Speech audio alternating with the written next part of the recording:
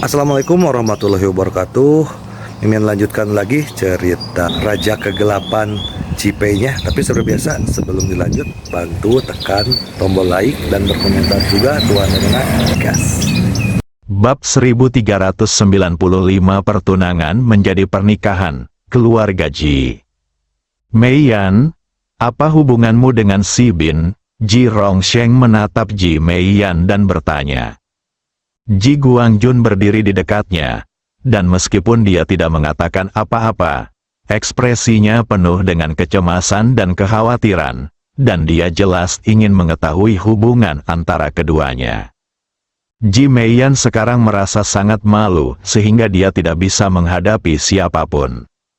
Apa yang terjadi di pusat perbelanjaan Xintiandi hari ini telah menyebar ke seluruh lingkaran. Semua orang tahu bahwa Ji Mei Yan mengatakan dia menyukai Si Bin dan dicium oleh Si Bin. Peristiwa ini mengejutkan banyak orang dan membuat banyak pria meratap bahwa sang dewi telah dimanfaatkan. Dan Zhao Wenqian kehilangan muka di depan Si Bin. Peristiwa ini telah menimbulkan kehebohan, yang membuat Ji Mei Yan sangat marah dan dia merasa citranya telah anjlok. Sekarang, ketika kakek bertanya langsung, dia malah makin malu. Kemarin ketika aku menyebutkan pertunangan, kamu bertanya apakah itu Si Bin? Kami tidak bertanya lebih lanjut saat itu. Tetapi sekarang setelah semuanya tersebar, kamu harus memberi kami penjelasan, kan? Ji Rongsheng menatap Ji Mei Yan dan terus bertanya. Ji Rongsheng kini sudah sedikit memahami Si Bin. Ia tahu bahwa Si Bin adalah orang berbakat yang mengelola grup Li dan juga merupakan ketua perusahaan yang bernilai ratusan miliar dolar. Di mata banyak orang, ini adalah pangeran tampan. Namun di mata Ji Rongsheng, hal itu tidak berlaku. Karena dari segi penampilan, Si Bin dan Zhao Wenqian sama-sama tampan. Keduanya jelas pria tampan, dan dari segi kemampuan, mereka juga tidak lemah. Kekuatan kunci di balik layar berbeda. Zhao Wenqian adalah pewaris masa depan keluarga Zhao dan akan menjadi pilar dan pemimpin teratas keluarga Zhao. Dan bagaimana dengan Si Bin? Paling banter. Dia hanya orang yang dipekerjakan oleh Ji Fei untuk menjabat sebagai ketua. Dia bisa dipekerjakan atau diberhentikan, yang merupakan perbedaan besar. Oleh karena itu, dia berharap untuk menikah dengan seseorang yang statusnya setara. Jadi wajar saja dia tidak bisa menerima Si Bin.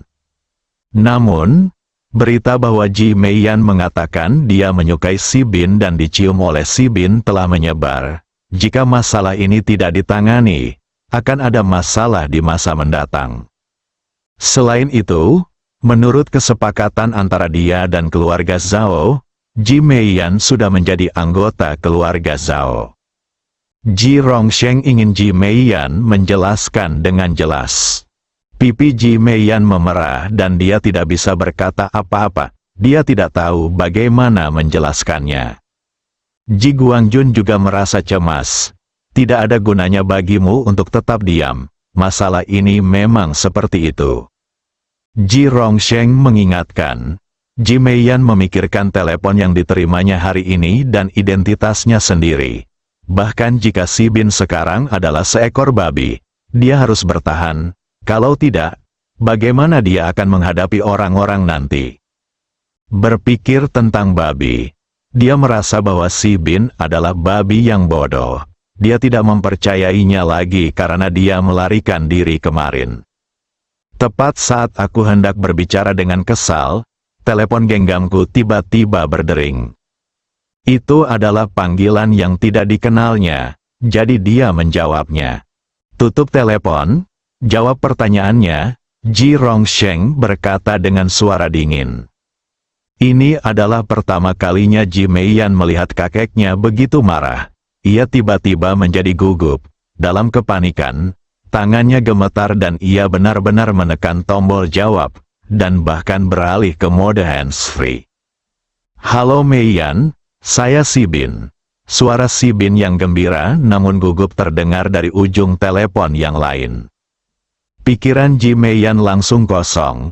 Dia baru saja menyalahkannya karena tidak menelepon, tetapi dia menelepon. Hanya saja waktunya tidak tepat dan baik kakek maupun ayah saya mendengarnya. Ini, Meiyan, apakah kamu mendengar apa yang aku katakan? Si Bin tidak tahu dan bertanya dengan cemas. Ji Meiyan khawatir si Bin akan mengatakan hal lain, jadi dia berbohong dan berkata, "Aku sedang sibuk. Kalau ada yang ingin kamu katakan, katakan saja padaku." Dia ingin membatalkan mode bebas genggam, tetapi Ji Rongsheng menghentikannya dengan tatapan langsung. "Ketika kamu bertunangan dengan Zhao Wenqian dalam 3 hari, aku akan pergi ke sana untuk melamarmu. Aku mencintaimu dan aku harus mengejarmu." Si Bin tidak tahu situasi di sini, jadi dia mengungkapkan perasaannya secara langsung dan berani. Ji Fei telah melakukan banyak hal untuknya, dan dia bahkan mendapatkan kalung cinta abadi. Jika dia tidak memenuhi harapannya dan tidak dapat mengejar Ji Meiyan, itu tidak hanya akan menjadi kehilangan muka baginya, tetapi juga bagi Ji Fei, jadi dia harus lebih berani. Ji Meiyan tidak tahu bagaimana cara membalasnya. "Saya sudah cukup malu, jika ada 2 orang laki-laki yang bertarung untukku. Itu akan menjadi cerita yang bagus, tetapi itu juga pasti akan menjadi lelucon." Dia bingung, wajah Ji Rongsheng dan Ji Guangjun sehitam dasar panci. Mereka berdua sepakat tentang masalah ini, yaitu tidak mungkin untuk menyetujuinya. "Ji Meiyan, Si Bin, aku tidak nyaman. Aku, Si Bin, kamu tidak layak untuk Ji Meiyan." Suara dingin Ji Rongsheng terdengar. Hati Ji Meiyan tiba-tiba menjadi gelap. Hal yang ditakutkannya telah terjadi. Ketika Si Bin di ujung sana mendengar suara Ji Rongsheng, dia juga terkejut. Dia tidak menyangka bahwa pengakuannya didengar oleh keluarga Ji Meiyan. Hanya saja kali ini, dia bertindak sangat berani. Betapapun sulitnya, kenyataan bahwa aku mencintai Ji Meiyan tidak akan berubah. Aku harus mengejarnya. Suara Si Bin menjadi sangat tegas. "Teruslah bermimpi, jangan pernah berpikir tentang itu," kata Ji Guangjun dengan keras. Si Bin juga cemas dan ingin mengatakan sesuatu, tetapi Ji Meiyan sudah menutup telepon. Jika ini terus berlanjut, tidak akan ada harapan sama sekali. Mendengus, "Ji Meiyan, aku resmi memperingatkanmu bahwa masalah dengan Si Bin berakhir di sini. Sekarang kau dianggap sebagai setengah dari menantu keluarga Zhao. Jika kau berani menyebarkan rumor bahwa kau akan menghancurkan keluarga, aku akan menghajarmu sampai mati." Ji Rongsheng memperingatkan dengan marah. Ketika Ji Guanghui kawin lari dengan Zhao Mengchen, keluarganya sudah mengalami banyak tekanan dan rumor. Ini sama sekali tidak mungkin sekarang. Wajah Ji Meiyan memerah, tetapi hatinya terasa dingin. Mungkinkah dia benar-benar tidak bisa lepas dari takdir ini? Rasa sakit yang tak dapat dijelaskan menimpaku. "Ji Guangjun, awasi putrimu selama 3 hari ke depan dan jangan biarkan dia menghubungi dunia luar." Setelah Ji Rongsheng selesai berbicara, dia berdiri dan pergi dengan marah. Ji Meiyan merasa makin bingung dan sedih. Di sisi lain, Si Bin segera bergegas ke Fei Tang Mansion dari perusahaan. Bantuan Ji Fei sangat dibutuhkan dalam masalah ini. Dan keluarga Zhao tua telah mendengarkan cerita Zhao Wenqian. Dia sama sekali tidak marah. Dia bahkan terus memuji Ji Fei atas kepintarannya, karena mampu memperoleh kalung cinta abadi dengan sangat cerdik. Zhao Wenqian masih menahan napas dan ingin agar Zhao tua bertindak, jadi dia dengan sengaja berkata, "Kakek, kalau begitu, kita tidak perlu menikahi Ji Meiyan. Mudah bagiku untuk menemukan seorang wanita." Tuan Zhao tersenyum dan melambaikan tangannya. "Kamu harus menikah dengan Ji Meiyan." Zhao Wenqian berpura-pura bingung. Apakah keluarga Ji masih bisa setuju? Tepat pada saat itu, Ponsel Tuan Zhao berdering, dan ternyata Ji Rongsheng yang menelepon. "Tuan Ji," Tuan Zhao berteriak sambil tersenyum seolah-olah tidak terjadi apa-apa. Pertunangan kedua anak itu harus berjalan sesuai rencana. Mereka harus bertunangan, bahkan menikah di saat yang bersamaan, saran Ji Rongsheng. "Menurutku tidak apa-apa, semakin cepat kita bertemu, semakin baik untuk kita." "Oke, aku setuju," Ji Rongsheng juga berkata dengan gembira. Keduanya menutup telepon, dan Tuan Zhao memandang Zhao Wenqian. Masalahnya telah terselesaikan, persiapkan saja pernikahan dengan tenang. Zhao Wenqian sangat gembira. Hanya dengan satu kalimat, pertunangan berubah menjadi pernikahan. Si Bin benar-benar membantunya. Si Bin telah tiba di villa saat ini. Terjadi keributan di villa itu. Bab 1396 Penurunan IQ. Kalian pengecut sekali. Apa yang kalian takutkan? Bukankah ini hanya masalah antara pria dan wanita? Kalian ditipu oleh Ji Fei. Dia bertaruh bahwa kalian tidak akan berani melakukannya. Jadi dia melakukannya. Padahal, dia sendiri tidak akan berani melakukannya. Julie berteriak pada Seng Lingyun dan Huo Lei. Dia tidak ada di sana saat Ji Fei mengatakan ini. Jika dia ada di sana, dia pasti akan setuju untuk tidur dengan Ji Fei saat itu juga. Dia tidak akan takut, meskipun dia juga seorang gadis yang belum berpengalaman. Dia tidak takut pada apapun asalkan dia bisa mendapatkan Ji Fei, orang yang sangat dia cintai. Seng Lingyun dan Huo Lei tersipu malu. Mereka berdua sangat malu dan, tentu saja, sangat marah, karena mereka tahu bahwa Ji Fei telah menipu mereka. Apakah mereka hanya memikirkan rasa malu atas situasi saat itu? Dan tidakkah mereka memikirkan bagaimana Ji Fei bisa melakukan hal seperti itu di depan Li Ruoxi kesayangannya? Saya sangat menyesalinya. Tepat pada saat itu, Si Bin bergegas masuk. Ketika Zuli melihat Si Bin, dia berteriak ke kamar tidur Ji Fei di lantai atas. "Ji Fei, Si Bin ada di sini. Turunlah ke sini." Dia sekarang benar-benar marah. Jika Ji Fei berani mengatakan bahwa mereka ingin tidur bersama, dia akan segera melakukannya. Ji Fei dan Li Ruoxi sedang mengobrol saat itu. Setelah Su Piaomiao pergi, Li Ruoxi ditinggalkan sendirian dan bertanya kepada Ji Fei mengapa dia tiba-tiba kembali dan memberitahu Seng Lingyun dan Huo Lei bahwa dia ingin berhubungan seks. Ji Fei lalu menceritakan kisah Zhao Mengchen yang memaksanya menikah dengannya. Ketika Li Ruoxi mendengar tentang ibu mertuanya yang jahat, sudut mulutnya tidak bisa menahan diri untuk tidak berkedut. Dia sedikit terdiam dan bahkan tidak berdaya menghadapi wanita ini. Yang membuatnya semakin tidak berdaya adalah bahwa begitu ibu mertuanya membuat keputusan, dia pasti akan melaksanakannya. Sekarang dia sedikit khawatir.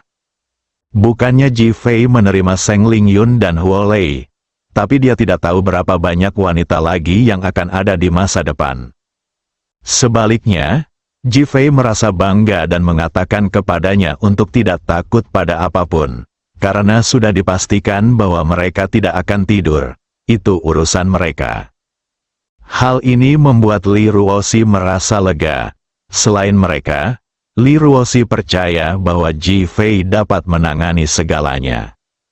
Seng Lingyun dan Huo Lei mendengar suara marah Julie. Tetapi mereka pura-pura tidak mendengar dan bersembunyi di dalam tanpa keluar. Julie memiliki kepribadian yang ceria, dan karena dia orang asing, dia berpikiran terbuka, jadi dia tidak peduli. Alasan mengapa Ji Fei berani berteriak sekeras itu saat itu adalah karena Julie tidak ada di sana. Kalau tidak, dia tidak akan berani melakukannya. Kini, mendengar teriakan Julie, keduanya tahu bahwa mereka tidak bisa lagi tinggal di rumah itu. Jadi mereka berdua berdiri, dan Li Ruoxi hendak turun ke bawah, tetapi dihentikan oleh Ji Fei. Li Ruoxi tercengang, Ji Fei sudah memeluk Li Ruoxi dan mulai menciumnya. Li Ruoxi ingin mendorongnya, tetapi Ji Fei sudah melepaskannya dan mengambil keuntungan darinya beberapa kali, yang membuat wajah cantik Li Ruoxi memerah, seolah-olah dia baru saja berhubungan seks. Ji Fei menatapnya, tersenyum dan mengangguk, lalu berkata, "Beginilah rasanya baru saja berhubungan seks." Li Ruoxi tiba-tiba tersadar dan menatap tajam ke arah Ji Fei. "Omong kosong apa ini?" Ji Fei mengangkat tangannya dan menyentuh rambutnya, lalu sengaja membuatnya sedikit berantakan. Dia tampak lebih puas dan acuh tak acuh. Dia membuka pintu dan berjalan keluar ruangan bersama Li Ruoxi. Orang-orang di lantai bawah melihat ke arah dua orang itu secara bersamaan, terutama ketiga wanita itu. Mereka melihat pipi Li Ruoxi memerah, rambutnya sedikit berantakan, dan pakaiannya sedang disesuaikan saat dia berjalan. Jelas bahwa mereka baru saja berhubungan intim. Ketiga wanita itu merasakan firasat buruk dalam hati mereka, karena yang dapat mereka pikirkan hanyalah dua pria yang baru saja berada di tempat tidur. Tampaknya Ji Fei juga sedang membutuhkan pada saat itu. Terutama Huo Lei yang merasa telah kehilangan kesempatan bagus. Lagi pula, Zhao Mengchen memiliki pedang kekaisaran saat itu, dan mereka telah saling menggoda di dalam mobil begitu lama. Jika mereka melangkah lebih jauh, bukankah itu akan berhasil? Sangat marah, Julie menatap Seng Lingyun dan Huo Lei dengan ekspresi mencela dan kecewa. Mengapa mereka begitu malu? Bukankah itu hanya mau tidur? Apa yang ditakutkan oleh pria yang bertanggung jawab seperti Ji Fei? Segalanya mudah setelah berhubungan seks, tetapi sekarang semuanya menjadi sulit. Kegembiraan palsu. Kedua wanita itu makin marah dan menyalahkan diri sendiri, tetapi mereka tidak dapat berbuat apa-apa. "Si Bin, kenapa kamu ada di sini?" Ji Fei sengaja mengabaikan reaksi Julie dan dua wanita lainnya dan menatap Si Bin dan bertanya. Si Bin tidak tahu apa yang terjadi. Sekarang yang bisa dipikirkannya hanyalah penolakan keluarga Ji. Dia bergegas maju dan berkata, "Tuan, saya membuat keluarga Ji marah hari ini." "Oh," Ji Fei mengucapkan kata itu dengan nada bertanya. Si Bin segera menceritakan apa yang terjadi hari ini. Julie dan yang lainnya yang awalnya marah, tertarik dengan perhatian Ji Fei. Mereka melupakan kemarahan mereka dan mulai bergosip, menunggu instruksi Ji Fei. Ji Fei mengangkat sudut mulutnya dan menatap Si Bin. Si Bin bingung, mengapa Ji Fei tampak begitu bahagia. Dia tampak bingung. "Oh," Ji Fei terkekeh, "aku seharusnya mengucapkan selamat padamu." Si Bin, semua orang tampak terkejut dan bingung. Apa maksud Ji Fei? Li Ruoxi menarik Ji Fei dan berkata, "Cepat dan ceritakan padaku, jangan membuat kami penasaran." Ji Fei menatap Si Bin yang wajahnya penuh kerinduan. "Kamu benar-benar tidak mengerti apa maksudku."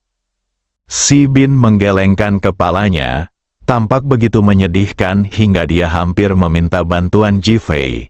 Dia benar-benar tidak mengerti.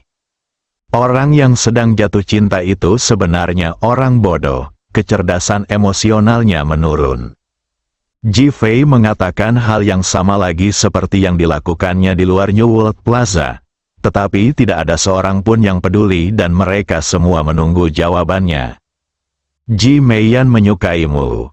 Ji Fei menatap Si Bin dan mengingatkannya dengan tidak senang. "Ah," Si Bin berseru, jelas tidak menduga hal ini, dengan rasa ingin tahu dan kebingungan tampak di wajahnya. "Benar sekali, kalau dia tidak menyukainya, kenapa dia menjawab teleponmu? Itu artinya dia sudah menerimamu," kata Seng Lingyun dengan pencerahan yang tiba-tiba. Ji Fei mengacungkan jempol. "Lingyun benar-benar pintar sekarang." "Apa maksudmu? Seolah-olah aku bodoh." "Ji Fei, kau mencari kematian." Ketika Seng Lingyun mengatakan ini, dia tiba-tiba tersadar. Ji Fei baru saja mengatakan bahwa orang yang sedang jatuh cinta memiliki IQ yang lebih rendah. Dia tidak menyadari niat Ji Fei untuk mengintimidasi orang dengan meminta mereka tidur. Bukankah dia mengatakan bahwa IQ mereka telah menurun? Huo Lei pun bereaksi, "Kakak, kamu keterlaluan." Julie tiba-tiba membuka tangannya dan menatap Ji Fei. "IQ-ku tidak turun. Bagaimana kalau aku tidur denganmu sekarang?" Ji Fei, ini wanita gila. Cepat-cepat mundur untuk menghindarinya. Tidak apa-apa bagiku untuk tidur dengan mereka. Dengan begitu, kamu bisa merasakan timur dan barat, serta adat istiadat dalam dan luar negeri. Engah, hidung Ji Fei mulai berdarah. Saya tergoda dengan kata-kata Julie. Ketika Seng Lingyun dan Huo Lei melihat darah menyembur keluar, mereka tahu bahwa Ji Fei tidak tidur dengan Li Ruoxi. Mereka tertipu lagi, yang sekali lagi membuktikan bahwa IQ-nya telah turun. Mereka berteriak dengan marah, "Sialan Ji Fei, kita setuju sekarang." Ji Fei segera menutup hidungnya dan menggelengkan kepalanya. Tidak ada kesempatan lagi. Setelah berkata demikian, dia menatap Si Bin lalu berlari keluar. "Ji Fei, berhenti di situ." Julie terus berteriak dan mengejar. Namun, Ji Fei telah menghilang bersama Si Bin. Bersambung.